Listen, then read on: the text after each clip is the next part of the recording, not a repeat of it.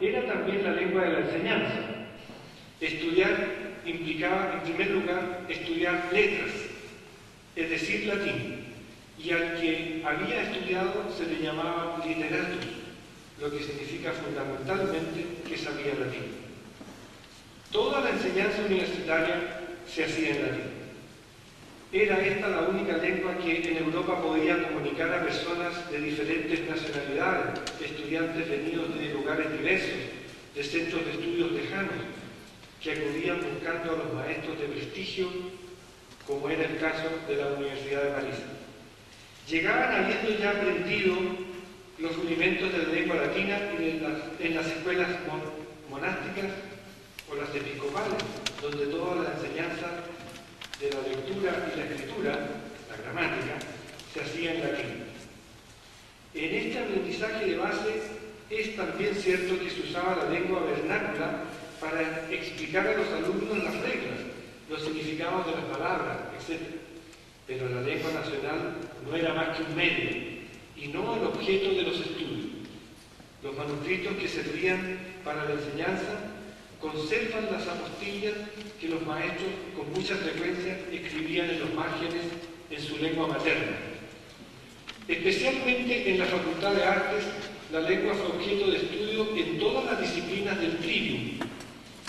Estaba naturalmente en la gramática, bajo la forma de discurso en la retórica, y no menos en la lógica de la época, porque la lógica y la semántica iban muy de la mano. La lengua fue en sí misma un campo de reflexión en el que muchos intelectuales de los siglos XII y XIII se zambulleron. Especialmente interesante resultaba para los universitarios el tema del carácter universal de la lengua. El gramático Petrus Elias definía la gramática como la ciencia del bien hablar y del bien escribir en una lengua determinada. Se consideraba que había diferentes especies de gramática: la gramática latina, la hebraica, la griega, la caldea. Se pensaba, sin embargo, que la gramática era una ciencia universal y que era la misma para todos los pueblos y todos los tiempos. Esta concepción de una gramática universal la podemos encontrar en Dominicus Mundisalinus, que tomó prestado de los filósofos árabes la distinción entre la ciencia de las palabras y la ciencia de las reglas de las palabras. La primera es particular a cada lengua, la última es prácticamente la misma para todos. Esta distinción deviene muy importante debido a que, en opinión de Aristóteles, una ciencia, por el solo hecho de serlo, debe ser universal. Algunos especialistas estimaban que este concepto de la gramática universal existía ya en los gramáticos y filósofos como el citado Pedro Helio y Guillermo de Conche, que discutían acerca de la cuestión de saber si las gramáticas de las lenguas individuales son especies del género llamado gramática. Sin embargo, ellos no formularon explícitamente el concepto de la universalidad de la gramática. Por el contrario, en el siglo XIII este concepto se extiende rápidamente. Así el maestro Jordano, que escribe hacia 1250, en su comentario sobre Cristiano Minor, un gramático del siglo VI, dice, comillas, aquí hay que hacer cuatro preguntas. La primera, ¿la gramática es ella un arte? Luego, ¿es ella necesaria? Tercero, ¿de qué género de asuntos trata ella? Y cuarta, ¿cuál es su relación con la lógica? Que ella no es un arte o una ciencia, esto se advierte claramente de esta manera. Toda ciencia aspira al universal, como dice Aristóteles. La gramática no trata de cosas universales, en consecuencia no es una ciencia. Que ella no trata de lo universal es evidente, ya que se ocupa de las palabras. Las palabras son perceptibles a los sentidos, pero aquello que es perceptible a los sentidos no es universal, sino particular o singular. Igualmente, toda ciencia se encarga de lo inmutable. Dice Aristóteles, La ciencia está fundada sobre lo necesario y concierne a lo necesario. La ciencia trata de aquello que permanece igual, sea de manera simple, sea por la parte más grande, pero la gramática trata de la palabra compuesta de letras y articulada, que cambian según las diversas lenguas. Entonces la gramática no es una ciencia. No obstante, en sentido opuesto dice Cicerón, un arte es la colección de numerosos preceptos que tienden hacia el mismo fin. Luego, la gramática es de ese género, y esto yo lo acepto. Al primer argumento hay pues que decir que la gramática trata de cosas perceptibles a los sentidos, puesto que ella trata de la palabra. Aquello que es perceptible a los sentidos puede ser considerado de dos maneras, sea según su ser común o según si abstrae lo común de tal o cual cosa perceptible a los sentidos. Según el aspecto de la significación o según concierna a tal o cual cosa perceptible a los sentidos. De la primera manera, es decir, lo que es perceptible a los sentidos, es universal y así puede tener una ciencia a su propósito. De la segunda manera es singular y no puede ser objeto de una ciencia. Al segundo argumento hay que decir que, si bien las palabras, en tanto que palabras no sean las mismas en todas partes, por lo tanto, según el modo de ordenación y según el concepto que guardan, son las mismas en todas partes, porque los conceptos son los mismos en todas partes, como quiere Aristóteles, y el modo de ordenar el enunciado según la conformidad o la discordancia de los accidentes es el mismo en todas partes. ¿Cierto? No son pues las particularidades de una lengua concreta que se estudian, sino el discurso ordenado para significar, pues los conceptos y las reglas son las mismas en todas las lenguas. Esta teoría se encuentra en diversos autores y está todavía más precisada. Se dice que la gramática no concierne a las lenguas particulares, sino a las virtudes generales de la lengua, abstraídas de la lengua concreta. Robert Kilworthy, en su comentario sobre Cristianos Dinos, del siglo XII, los últimos libros de sus instituciones gramaticales que tratan de la sintaxis, define la gramática como tratando del discurso congruo según que sea abstraído de toda lengua especial. Roger Bacon, autor que habló mucho de la lengua, dice también que hay tan solo una gramática, según la sustancia en todas las lenguas, aunque ella varíe de manera accidental. Sin embargo, antes que a este método lingüístico, que dice relación con los mecanismos de la lengua, Bacon se interesó en las lenguas particulares. En efecto, la teoría de la gramática universal va acompañada de la experiencia de la diversidad de las lenguas y de las teorías sobre las vinculaciones entre ellas. Para Roger Bacon no hay más que lenguas sabias, linguae sapientiae, que son las que cuentan.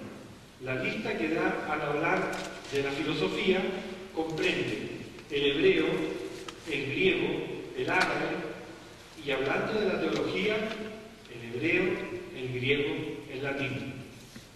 Considera él que se ha producido una traslatio, un trasvasije del hebreo al griego y del griego al latín, como manifestación de la palabra de Dios a través del tiempo. Y agrega que estas lenguas sabias se aprenden por la gramática, mientras que las lenguas vernáculas se aprenden en el intercambio oral entre padres e hijos. En consecuencia, solo las primeras son objeto de una teoría. Los ejemplos de reflexión sobre el latín, especialmente sobre el latín de la Biblia, son numerosos, pero también se encuentran reflexiones acerca de los vínculos entre el latín y las lenguas vernáculas. Así, se han formulado preguntas respecto al estatus y la dignidad relativa del latín, del francés, del inglés. En ese contexto, el latín generalmente es considerado como superior a otras lenguas, pero las opiniones acerca de la prioridad del francés o del inglés varían. Es necesario decir que muchos eruditos de esta época viviendo en Inglaterra, eran trilingües, como lo era entonces Roger Bacon, que se jactaba de ello. La reflexión sobre los vínculos entre las palabras y las cosas, o entre el signo y el significado, toca a la semántica y a la semiología. Ella reposa sobre la teoría de la imposición de los nombres, impositio nominis. Los conceptos y las cosas reciben su apelación ad placitum, es decir, según la voluntad. Esto lo dice Aristóteles al comienzo de su Hermeneidas, donde habla del modo de significar el nombre. Comillas, un nombre es una palabra significativa ad placitum intemporal. Este principio se encuentra naturalmente en los comentarios sobre este libro, especialmente en Abelardo.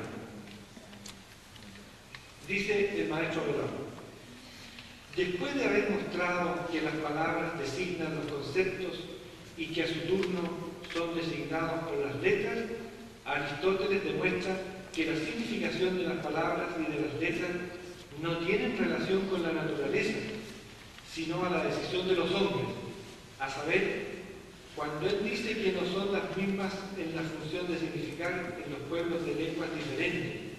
Si un griego entiende una palabra de un latino o lo ve en su escritura, ni la palabra ni la letra tendrá para él función de significar, porque las palabras diversas y las letras diversas, es decir, las figuras de las letras, son utilizadas por diversos pueblos.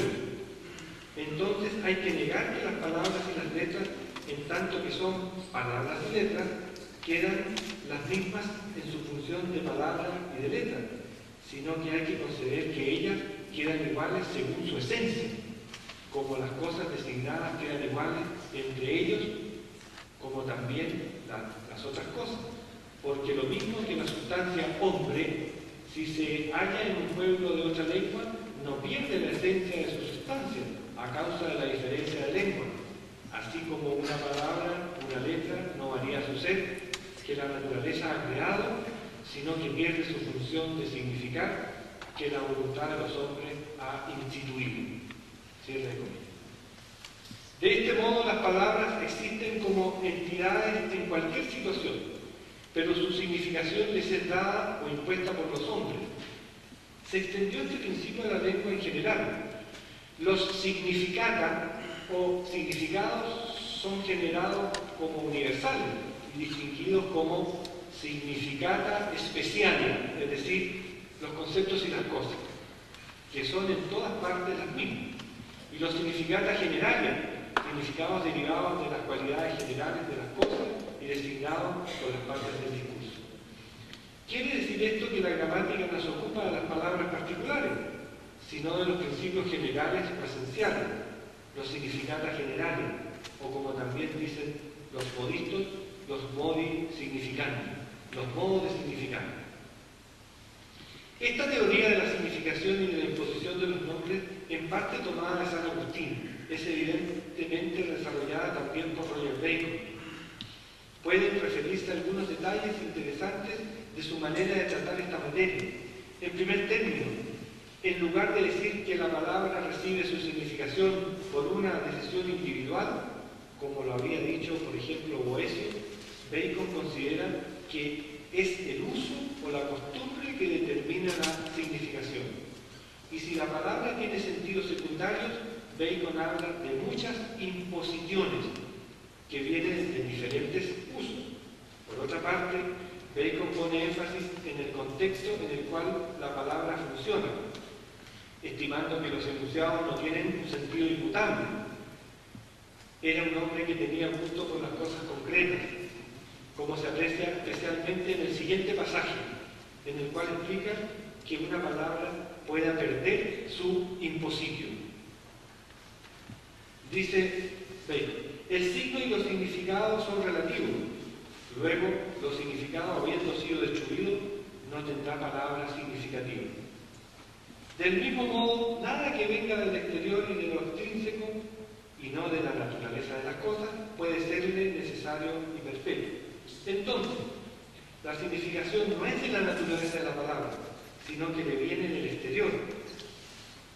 Y ella, la palabra, tuvo un día su materia y su forma en el ser completo de su naturaleza, sin esta significación.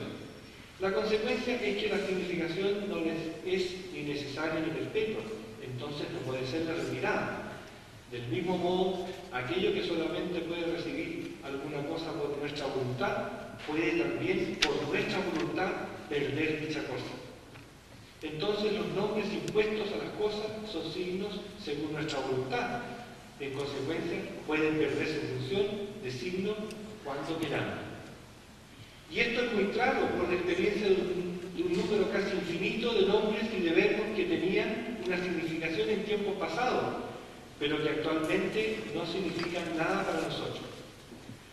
Si alguno los pronuncia, los cogemos como palabras no significativas y no nos harían comprender. Como si yo dijese, faxo domum, faxis arcam, faxis ecclesia.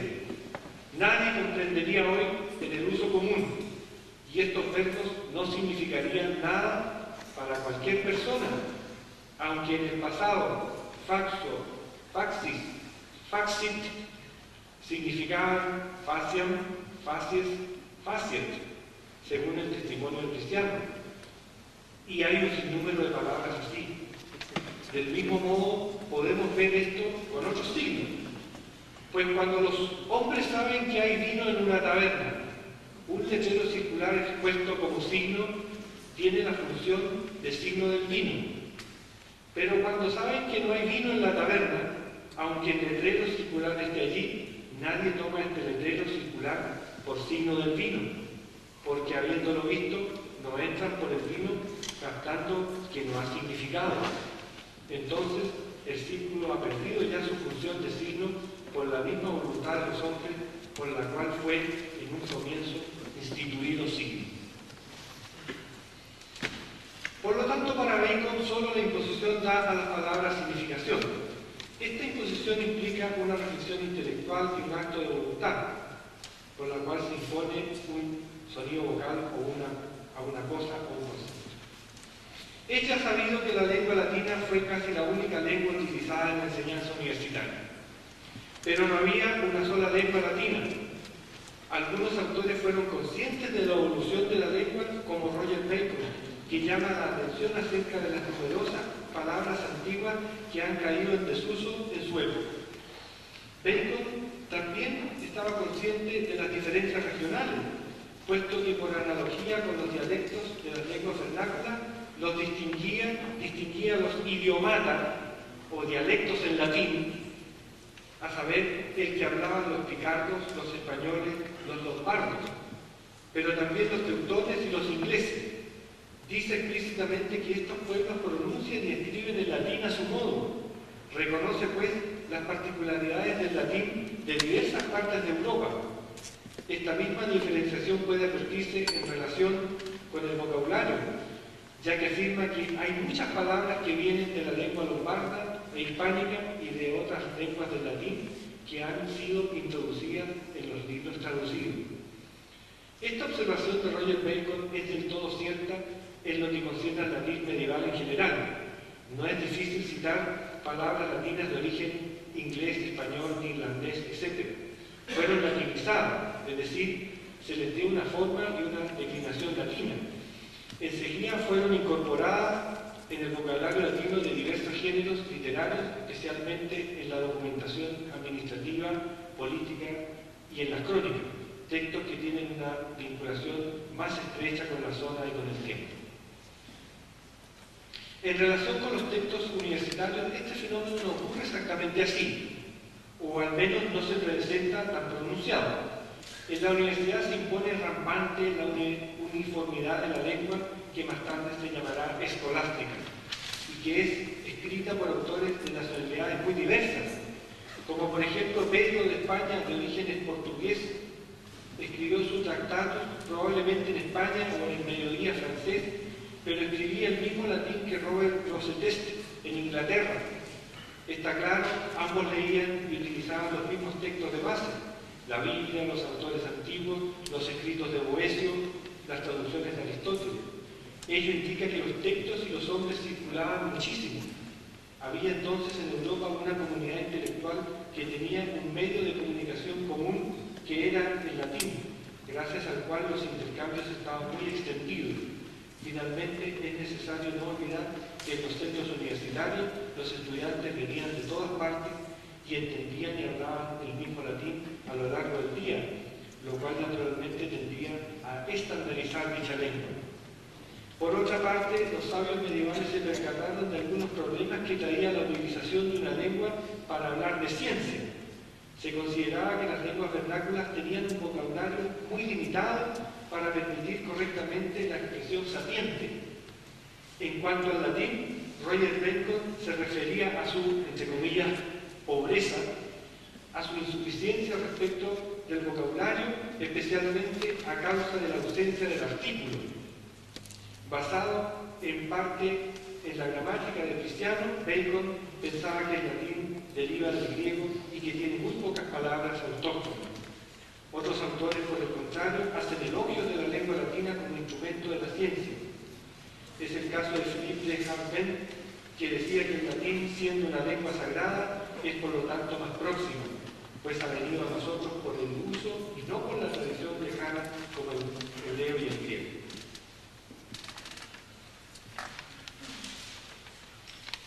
He hecho referencia al latín escolástico, pero también es muy necesario decir que no es el único latín utilizado en la época. Estaba la lengua técnica de los documentos oficiales. También es el latín simple que se advierte muy notoriamente en los exempla. Había además una tradición literaria basada en el estudio de los autores clásicos, que dieron origen a obras literarias de muy buen nivel. De este último punto puede citarse las escuelas de Orleans, donde la gramática y la retórica ocupaban un lugar importante. Un texto muy conocido, escrito en francés antiguo, describe de manera figurada la oposición tan manifiesta entre esta corriente literaria de pureza lingüística, de una parte, y los estudios universitarios dominados por la lógica. Se trata de La batalla de las 7 artes, compuesta por Henri Dandely en el segundo cuarto del siglo XIII.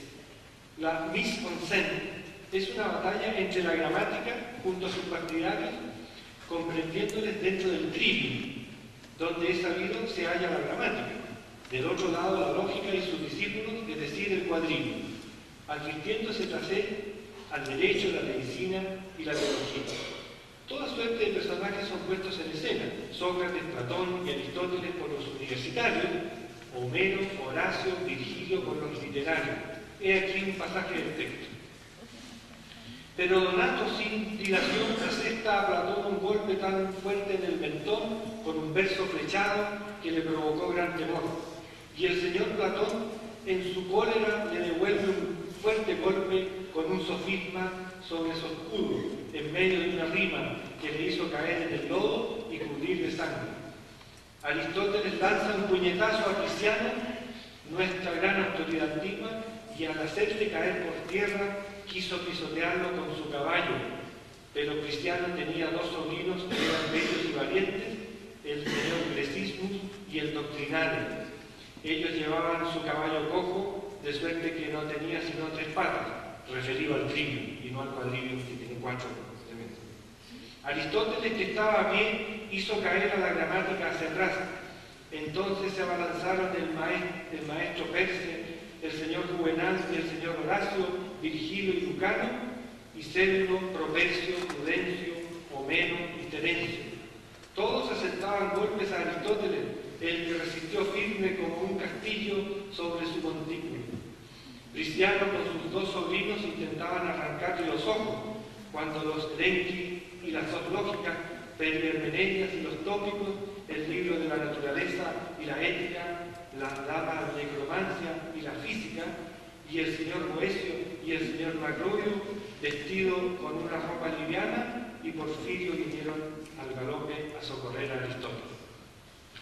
Finalmente es la lógica la que gana la batalla, y dice Henri Dandely, habrá que esperar probablemente unos 30 años o una nueva generación para que se vuelva a la gramática, de la cual ningún maestro puede dispensarse.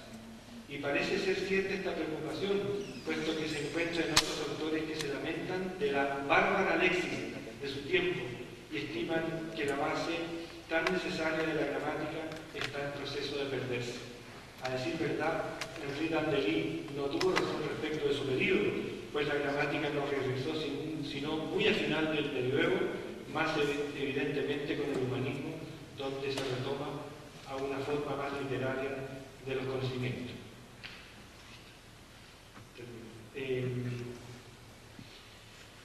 Es el vocabulario del latín escolástico el más típico.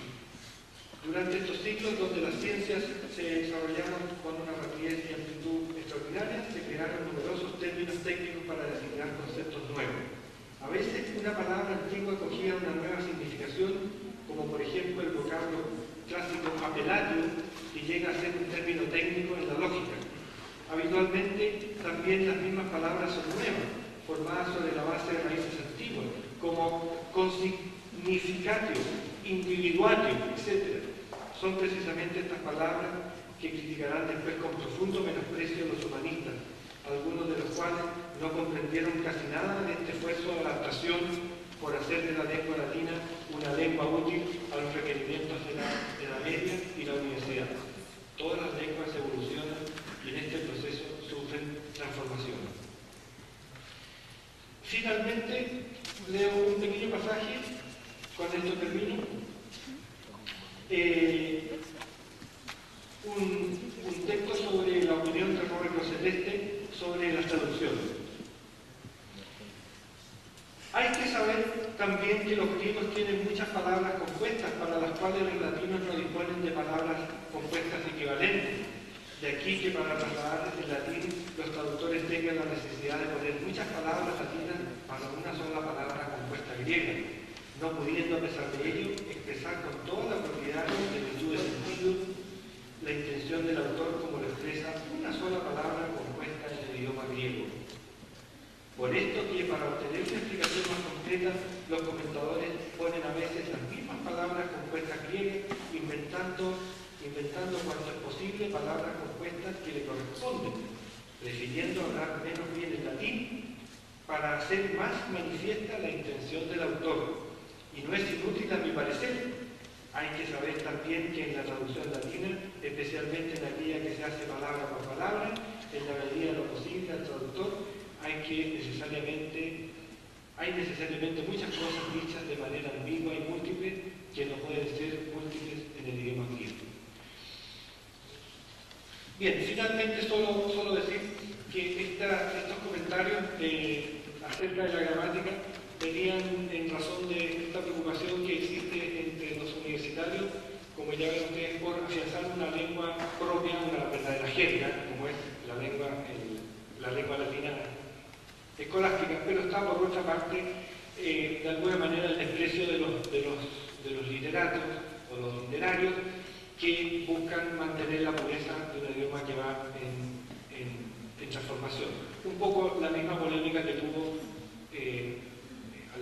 2 siglos después Erasmo, ¿verdad?, con los humanistas que pretendían recuperar la lengua latina al modo ciceroniano, como él se quejaba y se burlaba.